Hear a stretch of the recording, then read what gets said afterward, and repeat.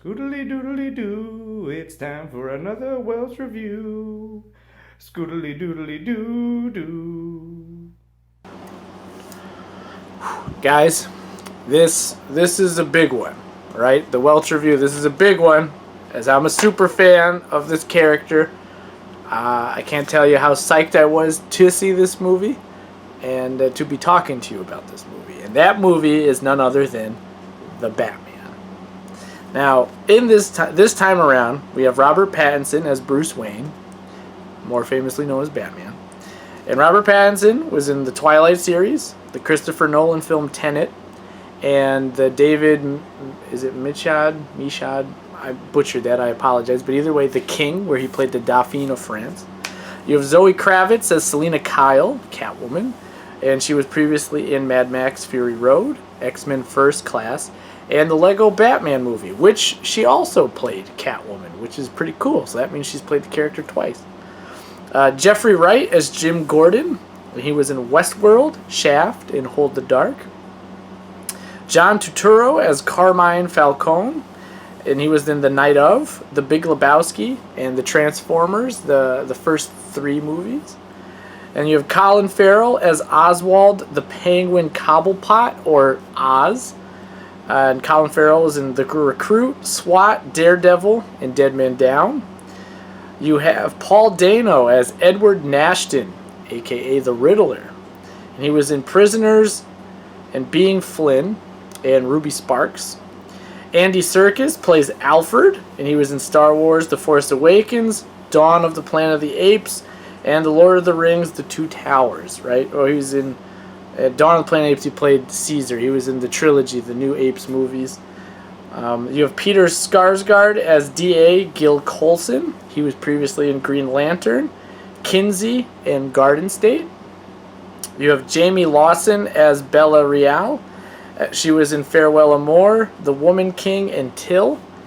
Barry Keoghan, I'm butchering his name, but he plays Arkham Prisoner, which I think we can all kind of point out that he's the Joker, which is a very interesting choice. We'll talk about that. But he was in The Eternals, The Green Knight, and Dunkirk. So he was also in a superhero franchise, and he was also in a Nolan film, which is cool. And then you have Alex Ferns as Commissioner Pete Savage, and he was in Chernobyl, Wrath of Man, and The Irregulars. And you have Rupert Penny-Jones as Mayor Don Mitchell Jr., who is in Match Point, The Four Feathers, and Wizards. And this is written by Peter Craig, who wrote The Town, The Unforgivable, and Bloodfather. And it was also written by Matt Reeves, as well as it is directed by Matt Reeves. And he previously directed Cloverfield, Let Me In, Dawn of Planet of the Apes, and War for the Planet of the Apes, right? Both which starred Andy Serkis. So it's cool that he has brought someone from his previous films in. Now, Batman is a character that has been done time and time again. We're going on, let's see, we had West Keaton, Kilmer, Clooney, Bale, Affleck, and now Pattinson, right? So it's a character that's been not just ingrained in people through comic books, but through film. It is something that's been done. Now, the Holy Trilogy, the Nolan Trilogy, I believe really reinvented the superhero genre and made it, dark and gritty and, tangible to real life. So I think that trilogy is rather untouchable. I think Matt Reeves definitely takes some cues from that and trying to make it as real to life as possible. So I think they're in the same wheelhouse. I would argue that I think Matt Reeves goes a step further and makes his version of Batman in Gotham darker. Way darker and a little bit seedier than the predecessors that had fallen. And, and when you think, oh, it's a new Batman movie, what can really be different? Well, there are a few things that can be. One, this is not an origin story, a typical origin story, right? It doesn't. Bruce doesn't talk. It doesn't show his parents getting killed like it has in like the last two iterations with Bale and Affleck, right? It picks up This is the second year that he has been wearing the cape and cowl and patrolling the streets as a vigilante, right? You get that kind of nice narration right in the beginning. And you don't feel like you really need more than the explanation that's given, because you're right with him from the jump. You're like, take me on this adventure. And it shows, this is a much younger Bruce Wayne, and he doesn't care about anything other than being in the suit. And I think that's him working through his anger, his depression, his rage, and his trauma. And so Bruce Wayne is really the mask. Batman is who he really is. So make no mistake, this movie is not a Bruce Wayne film. This movie is a Batman film. He is in the suit 97% of the time, right? And the time he's not in the suit, he does a good job acting. He does a very believable job as a recluse, someone who's kind of given up on what his self-image is, what his business or financial situation may be, right? Who's kind of cold and withdrawn. He does that to a T. I read some online that it said a lot of this, the inspiration for Bruce Wayne was through, Kurt Cobain. And yeah, you could definitely see that, right? I think there's some theatrics as well that Bruce adapts, right? I know a lot of people, some have complained about the the mascara that he wears. I think it's a nice touch. I think it makes perfect sense. What could someone feasibly use to help block out their eyes? And that's what they could use. So yeah, that makes perfect sense. And, I think it makes sense that, he says from the jump, right? I can't be everywhere, right? So people are always afraid that he's going to pop up out of somewhere, right? So that fear ideally keeps them at bay, but it's a big city. He can't be everywhere. So I think it's cool that they showed multiple crimes being committed and then which crime specifically he is there, right? And this is not a Batman that is, grappling everywhere. This is a Batman that's like boots on the ground, right? And you hear him. You hear him run. You hear him walk. You hear him approach. And that sound, I think, is very, very close. And the music they choose to go with that, by Michael Giacomo or Giacomo, my apologies if I butcher that, is very reminiscent of Jaws, right? When the shark is approaching, right? So you got this predator approaching its prey. And that's what Batman is in this movie. He is an apex predator. This is his territory, right? And he's patrolling it. And he's putting down the thugs that are infringing on his territory.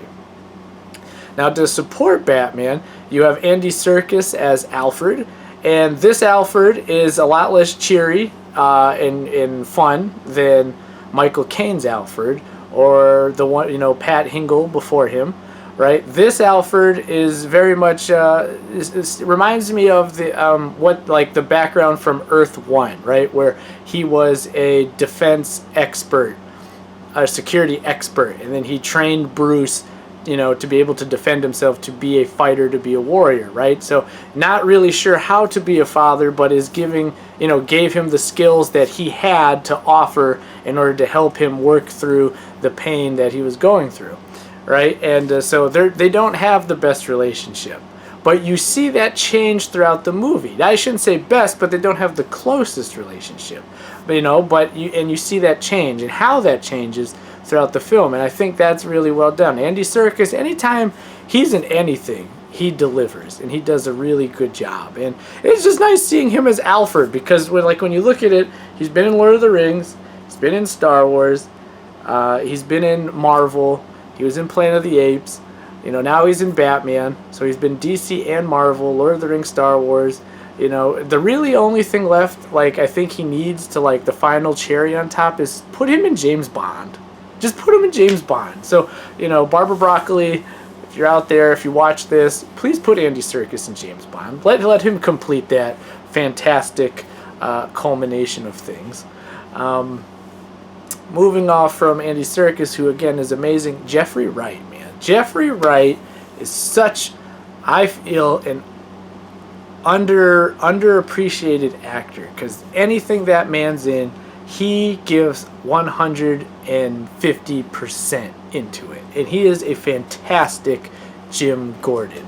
Just like how he relates to Batman, and is in it with him and is giving him the benefits. Like, I know you're a vigilante, but at the same time, you're getting things done, and I need you. And he has, like, without trying to be humorous, he is humorous and he's quick-witted. There's a scene where, they go to, like, the old Wayne Manor that's now abandoned, right? Which, because it became an orphanage, but, it's abandoned now, and basically people just go there to score drugs and do drugs. So he goes in, he has a gun pointed up, and Batman is Batman, so he just has his fist. And Batman turns to him and goes, "No guns." And Jim Gordon just goes, "Yeah, man, that's your thing." And, just little quick things like that. It's very quick-witted. And just how he composes, like how he acts, just his emotions within his face is impressive, right? He can convey so many different things just by looking at you. And I love him in this. I think he brings a nice gravitas to Jim Gordon. And I hope there's more of that in the coming films to follow. I think it'd be remiss not to talk about Paul Dano. Paul Dano is somebody I feel like is, in like rom-coms or, dramedies, that type of thing. But, he's not. He's a scary guy. If you've seen Prisoners, the role that he played in that movie is very reminiscent of the Riddler in this one, right? He's an unhinged member of society, and I feel like he can turn it on and off, and that's a very terrifying skill to have. I read that the Riddler was based off the Zodiac Killer, and you can clearly see that in how they use the character this time around. But just like his mannerisms and how he shifts in and out of, like, how he speaks, it's terrifying. Paul Dano's a spooky guy, a very spooky guy. And I guess looking at this, I didn't think like, oh yeah, the Riddler, but I get, he's perfect casting, because if you looked at him today, you wouldn't think, oh yeah, that guy's a serial killer or a criminal or anything like that. He looks like your average dude, like happy-go-lucky, suburbia, I sip coffee, walk my dog, play with my kids, that type of thing. But yeah, just terrifying. He did a great turn in this movie. And then Selena Kyle, played by Zoe Kravitz. Zoe Kravitz, I think, really made this her own, right? There have been a couple Catwomen before her, right? You had Anne Hathaway most recently, and then prior to that, the standout, Michelle Pfeiffer. Zoe Kravitz, I think, does a great job portraying a young Selena Kyle, expressing how she got into it, how her life has always, in a sense, been connected to crime and struggling to survive and adapt, and that's just kind of what her character is, right? She's had to be flexible, and she's had to land on her feet, and I'm sure that she's had to use a life or two, much like a cat has. But it's interesting to see the dynamic between her and Robert Pattinson, because they're both, in a sense, not necessarily participating in society, more as looking for what their next move is going to be, right? They're not enjoying the moments that come. It's a matter of what's the score, who am I going after, when's the next second I can put this suit on. So in a sense, they have similar windows they're looking out of. So these are both broken people who have found each other, but and are more comfortable in suits rather than their own skin. Specifically, it's interesting to see Batman have, needs, right? Longing needs. There are, and I guess that's kind of creepy when you think about it, right? Because he's a little bit of a perv. But I guess what I'm saying is, you kind of know that he's attracted to her from the beginning, right? In more so a creepy way, right? Because he just watches her. But I think, in a sense, it makes Batman less perfect, right? I'm not saying that he's a Boy Scout, but he always seems to have a higher moral standard, and in some cases, in this he doesn't necessarily, because he is kind of a little bit of a creep in this, right? And I think that kind of makes him a little bit more human. Not that by any means I condone what he does, I don't. I just think it makes him more human, right? He's not perfect. Now, in terms, aside from all this fantastic acting, the whole setup of the movie, right? Now, it is basically, it's as close to 3 hours without being 3 hours, right? But it feels really fast-paced, right? And you got to pay attention because there are such small things that connect to even bigger things down the road. It very much is not just a detective story where Batman actually uses his detective skills, but it's a detective story for you as a viewer, right? Because there are clues that will help you figure out things just as Batman is trying to figure out things. And I think that's a really nice trick because it seems, the more they've done the character, they've gotten away from the idea that Batman is a detective, right? You don't see him using his detective skills as much. In the Nolan movies, you definitely saw it here, here and there, spread out.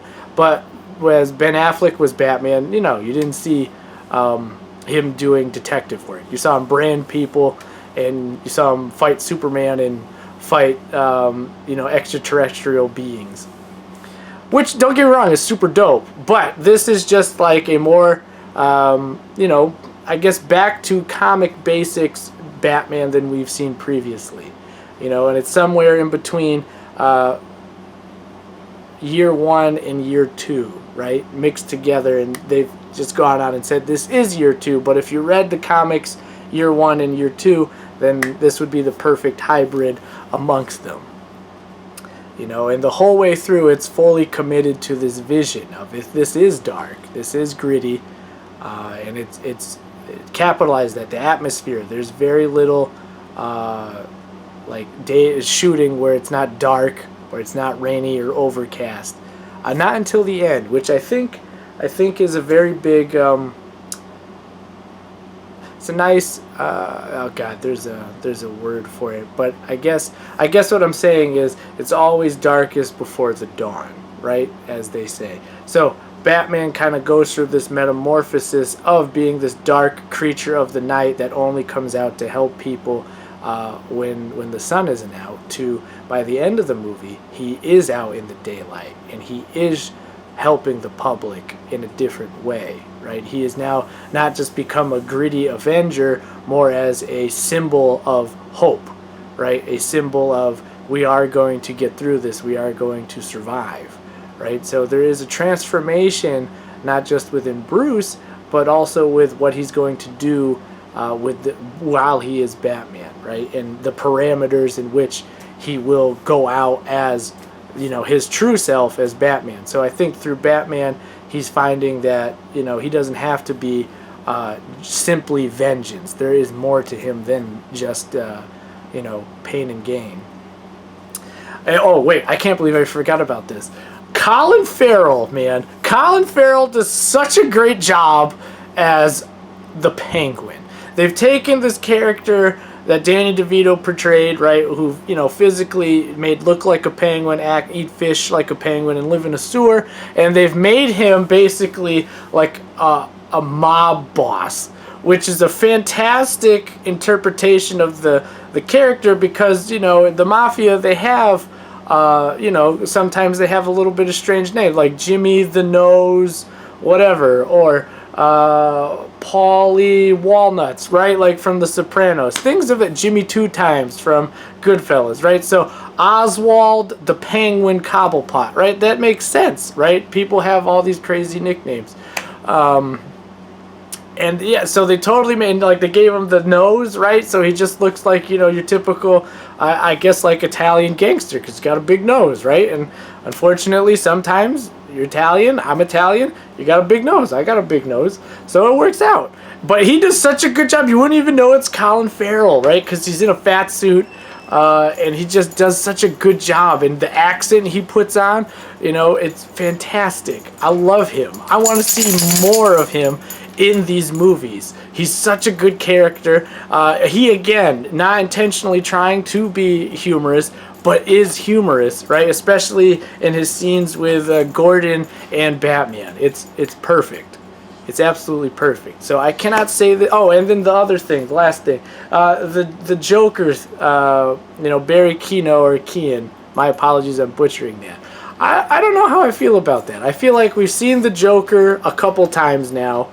I think maybe it would have been cool if they introduced him like after the second or third movie, right? Like, just give some time away from that character. Not because I don't love the character, just because I think it's too soon to be introducing this character again. Like we just saw Jared Leto as the Joker, and then rest in peace Heath Ledger, who I think really immortalized that character and brought everything to it. I think we need, and then Joaquin Phoenix, who was just the Joker and won an award, and he did fabulous as that. But I think we could give some other villains a shot, right? And maybe they won't use them in the sequel. Maybe that was just their way of just teasing that, hey, I'm in this world too, and eventually I'm coming to play. And if that is the case, then I think excellent, more power to you, right? You're just stacking your deck so you know what you can pull from it if you want. But I think it would be smart and in their best interest to pull from some of the others in the Rogues Gallery. Like I think if Hush was a villain, I think if the Court of Owls came about, that'd be pretty cool. Poison Ivy would be cool. Mr. Freeze would be a dream. I'd love to see Mr. Freeze. Scarecrow. I know they did do Scarecrow, but he was really cool. The Mad Hatter. Onomatopoeia. That would be a unique thing, but I would love to see Onomatopoeia. Clayface, if could do that.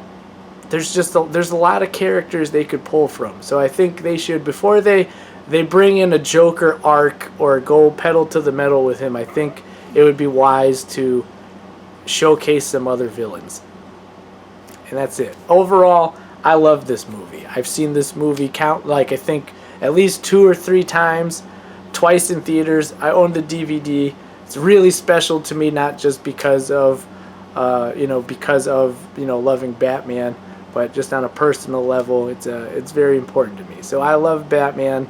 I love this movie. I can't recommend it enough. If you haven't seen it, please pick up the DVD or watch it at HBO Max, or I'm sure you can bootleg it somewhere, but that doesn't mean I condone that. But definitely make sure you watch it, because it is good, and I think this is a Batman film that fans like myself have been waiting for. So keep up the good work, Matt Reeves and Robert Pattinson, man. You're killing it, and stay tuned for more episodes. This has been the Welch Review.